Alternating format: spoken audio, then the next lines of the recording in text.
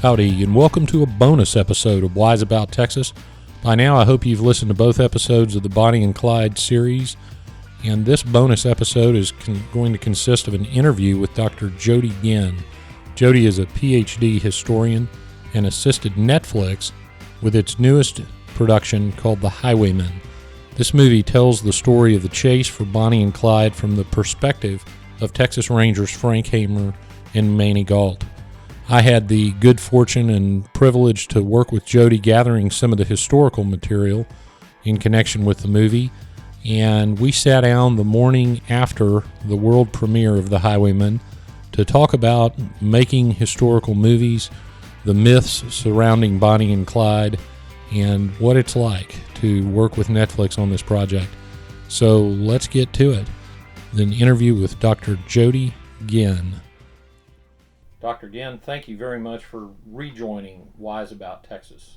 Thank you for having me back. Well, this is your second appearance on the show, and why don't you remind our listeners of your background, and then we'll get into some Bonnie and Clyde. Sounds great. I hold a Ph.D. in history and a master's in public history. I hold a Ph.D. in American history from the University of North Texas and a master's in public history from Texas State University. I work primarily as a consultant for multimedia projects like museums and documentary films, book projects. Why don't you tell our listeners, they've just heard some information on Bonnie and Clyde, some of the most famous outlaws in American history. Tell us your connection to that time period and your interest in Bonnie and Clyde. Well, historian is a midlife career change for me, and that came about because I have an ancestor who was a Texas Ranger in the same period as Bonnie and Clyde. In fact, he worked undercover for Frank Hamer, the legendary Ranger captain who eventually tracked down and killed Bonnie and Clyde prior to that time, and then became one of the first Department of Public Safety Texas Rangers when that was formed in 1935. And so in researching, and we talked about this last time you were on the show, but in researching your Ranger ancestor, you came across a lot of Bonnie and Clyde material because they dominated that time period of law enforcement, didn't they? That is correct. In the various state records, the governor's records, court records, trial transcripts that were not even relevant specifically to Bonnie and Clyde, and other state legislature hearings, documents, that sort of thing, they come up everywhere during that period, absolutely. We'll talk a little bit about, from a historian's perspective, kind of your take on Bonnie and Clyde and the time period, and what was the atmosphere like during that time? They were romanticized, really, at the time, weren't they? Even at the time, they were highly romanticized, portrayed in the media as these kind of anti-establishment figures, and people really kind of adopted that perspective on them, even though it was really far from what they actually did. Well, what did they actually do? What characterized that? Because you used to be in law enforcement at one time, so give us that perspective. How do you think of Bonnie and Clyde? They were small-time violent criminals. They started in thefts and robberies, and then as their past would catch up to them, they became unwilling to accept responsibility for those acts, and therefore they started killing people to avoid being held accountable and being captured. Well, that's an interesting take on it. What when you say avoid being held accountable, tell us more about that. Well, Clyde had been to prison. Bonnie's husband was in prison. She was never divorced. She was married to him the entire time she was with Clyde. He was a felon. He was in for probably most of the rest of his life. And that's the environment they came out of in the 20s. They had both been involved in the criminal world since the 1920s, early in their lives, and so Clyde had served some prison time. Bonnie even served some jail time, and so they decided they didn't want to go back, and they were willing to take as many lives as were necessary in order to not go back. Were they killing for fun?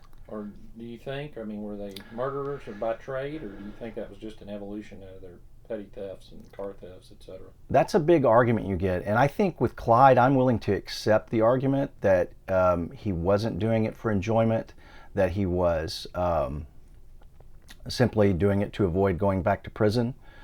Still cold-blooded murder to, take somebody else's life so that you don't have to be held accountable for your choices.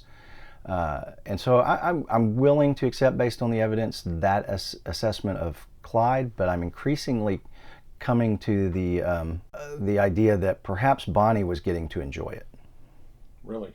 Yes. Because one of the great myths, if you will, is that Bonnie was just a tag-along in love with Clyde, a young girl that he turned bad, which would have been promoted at the time, given women's place in society. They weren't considered often capable of making their own decisions back then, really. But that's not true, is it?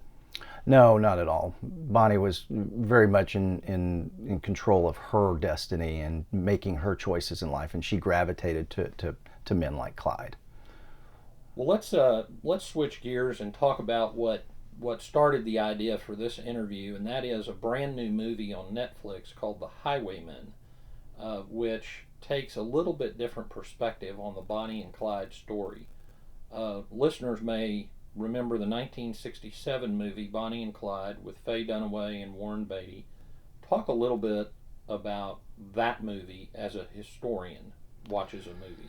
Well, that is an area of my particular research. That film was most certainly a highly romanticized version of Bonnie and Clyde. It essentially used their names and the names of a couple of other historic figures from that time, but the story it told was almost completely fictionalized. And it was a groundbreaking film in the industry, and I won't pretend to have the expertise to analyze that, but it's very respected as a piece of film art. And so it had a wide range. Now, interestingly, at the time, many of the first reviews of it were overwhelmingly negative. Even the New York Times really ripped the film for romanticizing, specifically for romanticizing Bonnie and Clyde. But there was this woman who was the predominant movie reviewer of that time period, whose name escapes me at the moment, who she came out in favor of it. And after that, everybody else fell in line. And since that time, there really hadn't been another take on the Bonnie and Clyde story until now. And the Highwaymen, and I'll mention to the listeners that we're taping this interview the day after the world premiere at the South by Southwest Festival in Austin, which we both had the privilege of attending. But as a historian, why don't you tell the listeners about your work on this new movie, The Highwaymen? Well, that goes back again to my ancestor, who was a ranger who worked for Frank Hamer. And when I began my research back in 2000, I was working as a deputy constable still in Hayes County, and came to learn in the process of my research that Frank Hamer Jr.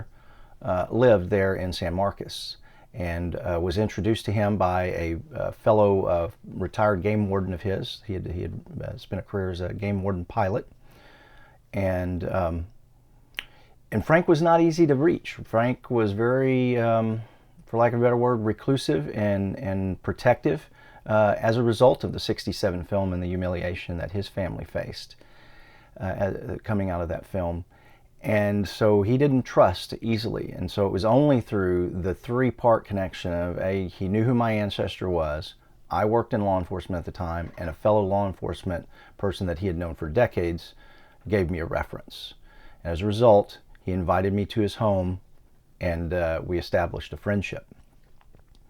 And so over time, he did get to talking to me about Bonnie and Clyde. In fact, I had a myth in my family surrounding the notion that one of my ancestors had been asked to go with him on that pursuit. And I asked him about that, and he made it very clear, as I had already expected, that the only person Frank had ever asked for was Maney Gault. And so that's why the conversation came up. And so as the years went by, I visited with him regularly, and when he had his meeting with John Fusco, who I didn't know at the time. Again, I wasn't, involved in any of that sort of thing in the film industry at that time, and still in law enforcement.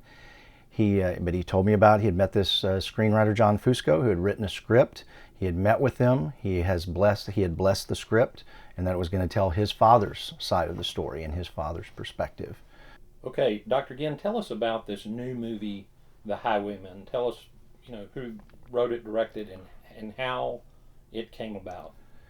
Well, this movie was the brainchild, the passion project of a man named John Fusco, who is a A-list Hollywood screenwriter. He has written such things as Young Guns 2, Hidalgo, more recently the Netflix series Marco Polo, and many, many, many, many more.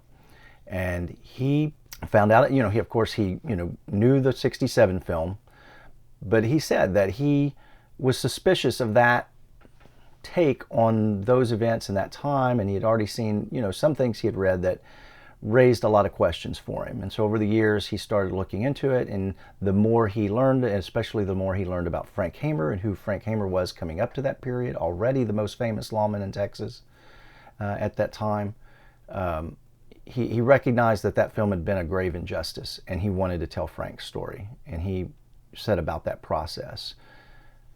Well, in fact, what a lot of people don't know is after that 1967 movie, Gladys Hamer, Frank Hamer's widow, sued Warner Brothers, settled out of court, essentially for portraying Frank Hamer as a hapless buffoon, which he was anything but that. And so, did Fusco want to right that wrong, sort of, in your mind? Absolutely, he's expressed that he wanted to right that wrong and to redeem Hamer's public image. All right, well, tell us about your work on The Highwaymen. So, as I mentioned before, I had heard about Fusco from Frank Jr. and that Jr. had blessed the project, and I'd had brief contact with Mr. Fusco in 2006 at the time of Jr.'s passing, but I was still in law enforcement at that time.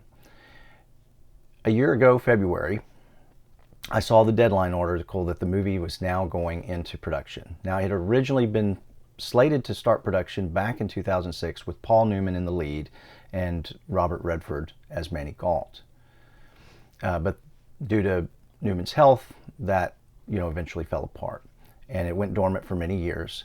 And so when it stepped back up, and I saw that deadline article, I checked my email. I still had Mr. Fusco's email, and frankly, on a lark, sent him an email and said, "Don't know if you remember me, but I am now a historian. I've done research on this particular topic, so if I can be of any help, let me know." He emailed me back in 20 minutes. We started a conversation. They were already in production, so I didn't get to be involved on that end of things. But when it came time in November to start the publicity run, he reached back out to me and put me together with John Lee Hancock, the director, who's of course known for The Alamo, The Blind Side, Saving Mr. Banks. He's a Texas native from Texas City, Baylor graduate, and they decided to hire me after I did a historical analysis of the film for them. So you were hired to sort of evaluate the history in the movie and in connection with the release. That is correct. And you're doing some work with Netflix on a companion documentary. Tell us about that. Yeah, they gave me a variety of assignments. I did the historical analysis. I helped them prepare their press scripts for Mr. Harrelson and Mr. Costner, and have worked with their publicity department, doing interviews with some of the national press. And then they're in the process of producing some mini documentaries, some behind the scenes history behind the film type of vignettes that will appear online and may appear on Netflix alongside the film. All right, well, we don't want to give away any spoilers, but I will say, having seen it already, that this movie focuses on Frank Hamer and Maney Gault chasing Bonnie and Clyde. Bonnie and Clyde are in the movie, but the focus is on the chase. Talk briefly about who Frank Hamer was and who Maney Gault was. Frank Hamer was before Bonnie and Clyde ever happened, was the most respected lawman in Texas. He had been a Texas Ranger and had served in a number of other law enforcement positions for decades. He had been a marshal in Navasota. He had been a federal prohibition officer, including the chief prohibition officer based out of Austin. And he had risen through the ranks of the Rangers to become chief of the Texas Rangers. He had worked the valley and the border, and he had worked the boom towns in the oil industry especially, and the Prohibition era and all that sort of thing. And he had established a tremendous reputation, widely respected, not totally without controversy, and also as a formidable opponent who would meet violence with violence. What about Maney Gault? Maney Gault came in much later. He was Frank's neighbor. Frank lived on Riverside Drive in Austin, and Maney lived just around the corner. And so they were neighbors long before Maney was a Ranger, and so he came to know Maney personally very well, and actually started using, much like my ancestor, Maney started working for Frank doing undercover work before he became a regular Ranger in 1929, at which point he would, a lot of his career was spent going into those oil boom towns. So when Frank Hamer was given the assignment to track down Bonnie and Clyde, he wanted Maney Gault by his side. Well, once he got to that point, he initially started, he was primarily working on his own. He collaborated with other agencies, the Dallas Sheriff's Office in particular, the FBI also, and so sometimes different officers or agents would ride along with him for brief periods, but he was mainly working solo up until the point of the Grapevine murders. Well, let's talk a little bit about historical movies, because the American movie catalog is replete with movies that purport to tell stories of history, but it's important to realize these are not documentaries. Right. As a public historian, that's really what I've learned. The different types of mediums that you use to convey historical knowledge each have their own limitations. And feature dramatic reenactment film is no different. And you're having to compress time and compress events into an hour and a half, a 2-hour period, and that presents challenges, and that limits the amount of nuance that you can often portray, and the amount of detail that you can put in and really reflect accurately. Well, as John Fusco told us personally last night, he was really trying to capture the essence of Frank Hamer, and the director, of course, is trying to communicate that with through the movie, using devices that directors use, that Hollywood uses to communicate the truth, even though maybe that event didn't happen exactly as it was depicted. That said, in your opinion, as a historian who's researched the Bonnie and Clyde times, do you think that they succeeded to accomplish their goal and captured Frank Hamer as he was? I think they absolutely captured Frank Hamer, and that portrayal is completely authentic, yes. As a historian, when you watch a historical movie or a movie depicting historical events, is it hard for you to ignore some of the detail and really focus on the essence of the story? Or do you look at every gun and every car and every hat and wonder if it's right or not? It does get challenging, and my initial review was a very detailed. I'm not so much into the material culture, though I do notice it. Like, I was happy that they did not have Frank and Maney use Tommy guns, even though they show them buy one at one point, but they don't have them use them. They have them using Bay ARs and shotguns and that sort of thing.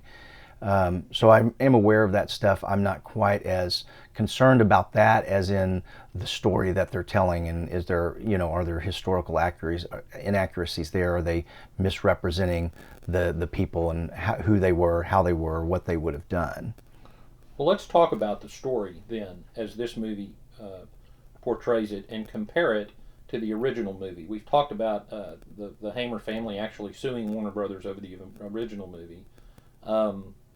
Compare the myths that the original movie portrayed versus the realities that this movie portrays. Well, two things. One is the romanticizing of Bonnie and Clyde as anti-establishment, sort of, Robin Hood bank robbers. And you got to remember, this is set in the Depression era, where banks are foreclosing on people's property because they're failing and sometimes keeping their money, not letting people get their money, all these sort of things. So banks had really become the bad guy in the Great Depression. And so anybody that was robbing banks, a lot of the general public, didn't have a lot of sympathy for the banks. And and certainly if those people would have been robbing banks and sharing any of that with the greater public, then that would have, been well received. But the reality is that wasn't happening. In fact, Bonnie and Clyde only ever tried to rob 3 banks, and those were dismal failures. And in fact, they were considered a laughingstock among the serious criminals of that time who wanted nothing to do with them. Even some of their gang members along the way left because they said, Clyde's not a serious criminal. Most of their victims were mom and pop shops and just individuals on the street. Dr. Ginn, we've talked about how the 1967 Bonnie and Clyde movie romanticized Bonnie and Clyde unfairly, and how this movie accurately portrays Frank Hamer and accurately portrays, or more accurately portrays the events that occurred. Talk about a couple of the big myths about Bonnie and Clyde growing out of that 1967 film, and debunk them for us, and talk about how the Highwaymen treats them. Well, the first major myth is the notion of them as Depression era Robin Hood, anti-establishment, sticking it to the man, sharing with the downtrodden. They didn't do any of that. They weren't really bank robbers. They only tried 3 banks and they were unsuccessful. They mainly robbed the working class and downtrodden, small mom and pop grocery stores. There were no Walmarts at this time. These were individual stores that were surviving by the skin of their teeth like everyone else in the Great Depression, and just sometimes just robbing people on the street and stealing their cars and that sort of thing. They also, the whole thing, the notion that they turned to crime as a result of the Depression, and what they did is all a product of the Depression, is also not supported historically, because they were involved in their criminal lives well before the Great Depression took hold, both of them. And the other problem with that is that really does a disservice to the millions of Americans who suffered and survived through the Great Depression and never killed anyone. One of the things that I noticed about the Highwaymen is the portrayal of Bonnie as really a killer, and cold-blooded. Is that accurate? It is, but that is the second big myth. There is a small but vocal contingent that insists that Bonnie was basically an innocent bystander in Clyde's crimes, in the gang's crimes, that she was just a girl led astray, and that she never fired a gun. I mean, some literally say she never fired a gun. And that couldn't be further from the truth. Now, they focus on the events at Grapevine on April 1st, Easter Sunday of 1934. Who focuses on that? The pro-Bonnie, what we call the Bonnie apologists. Gotcha. And they try to pick apart the information from that time, and they kind of selectively acknowledge certain things and they ignore some other things, and they make some claims for which they've produced no evidence. And some of these things are in books. These aren't just verbal arguments. There's a couple of books out there that make these arguments, but they produce no evidence to back them up. And that revolves around, there was an eyewitness who very clearly and consistently across time, both to the press and to law enforcement and in court, testified that it was a man and a woman, and it was a woman who was the second shooter and who walked up to the trooper who didn't die in the first volley and executed him at point blank range and laughed afterwards. And that event was rather dramatically portrayed in the Highwaymen, and in your estimation as a historian, more accurately portrayed. Absolutely, for the first time. Okay, tell us a little bit more about this myth that Bonnie was some innocent. What is, especially with respect to what we call the Grapevine murders, where Bonnie and Clyde just shot in cold blood 2 state troopers. What are some of the things that the Bonnie apologists talk about? Well, first of all, they try to say that they claim that Schiffer either recanted. Now, who is Schiffer? The eyewitness. The eyewitness. Yeah. They claim that the eyewitness, and there was a second couple of eyewitness as well who said things slightly different, but not so much that it. And they had only drove up at the last minute. The primary eyewitness that had observed the Bonnie and Clyde for hours, and had seen them basically what he described as picnicking, and the term he used at the time was necking. They were kissing, extensively over a period of a few hours while they were waiting there, and described Bonnie. They were both dressed the same, in slacks, in tan slacks, and so forth. Which will explain why the other couple mistook her as a man. But he very clearly stated that she had very fluffy, curly hair, which the person who the Bonnie apologist does not match their description whatsoever. Secondly, so they claim that the eyewitness recanted and or was discredited at some point. They produced no evidence to support that. Secondly, they claim that Henry Methvin, the gang member who was, by his own statements, asleep in the car at the time, they claimed that he was the one that was outside, and he was the one that shot, and not Bonnie. Well, there's several problems with that, particularly that Methvin never admitted that anywhere. The claim comes from Bonnie's mother. Bonnie's mother, who incidentally was later convicted and sentenced to federal prison for aiding and abetting, and as was Clyde's mother and many of both of their extended family. And so that's where that claim comes from. That's to begin with. And like I say, there's no other evidence for that. And so the last part about Bonnie's myth as being an innocent victim, they focus on Grapevine, as we've discussed, but in addition to that, she was involved in 9 other shootings, where in 6 of those shootings, or in 6 of those events, 6 people were murdered as a result of those 6 shootings. And in several of those events, she was identified as the first shooter or the primary shooter. And in fact, 2 of those events, it's documented that Clyde actually chastised her later for shooting too quickly. So Dr. Ginn, talk a little bit to the listeners about when you come in as a historian, and historians, like judges, tend to think in straight lines and try to work just with facts, and if there's no evidence, it doesn't go in. Compare that to the director and the writer with whom you're working, who are trying to paint a historical picture on film that may not depend on strict detail. Talk about, is there tension there, and how do you resolve that? Working with featured films is very unique, and you do have to, both sides have to accept some limitations on their approach. That's what a collaboration is all about. You kind of bring these things together, and so you try to get as close, and come to a compromise. Now, like I mentioned, I was not involved on the front end, and so I didn't influence the script and the story that you see.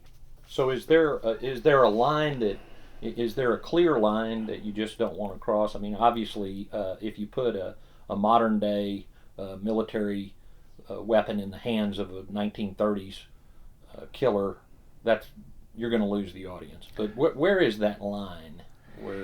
Yeah, that line is, there's a big gray area in the middle there, and for some people that line is much sharper than others, and is much further one direction or another than others. For most creatives, they are interested in building a story around, and they'll use something as inspiration, but they're not really concerned about the historical detail. But John Fusco and John Lee Hancock are maybe somewhat unique in the industry in that regard, that they were concerned with this story of really getting it right, and especially in terms of Frank Hamer's portrayal. And they're looking for this authenticity. Now, there's the detail you have to be willing to work with, because the fact is they have to write dialogue. Well, we don't know what these people said to each other. We don't know what Frank Hamer and Maney Gault said to get each other on the thousands of miles that they covered. And so they have to create that dialogue.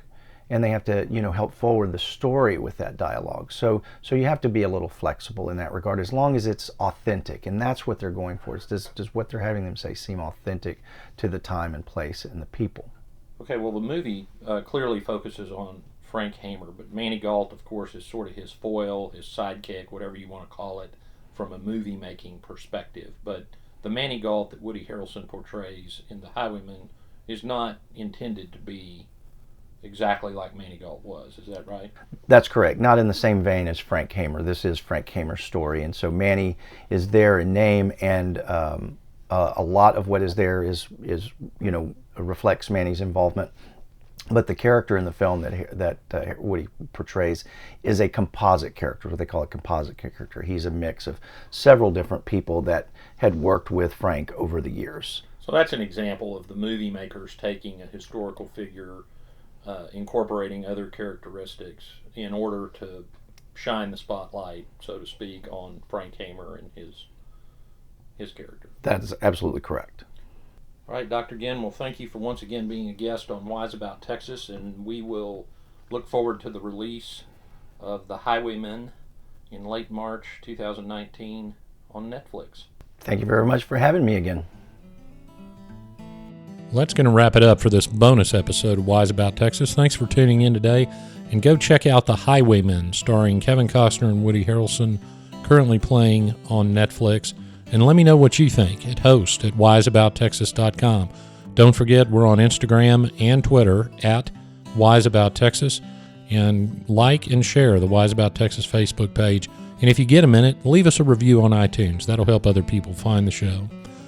Thanks again for listening today. Go out and do something for Texas. And until next time, God bless Texas, and we'll see you down the road.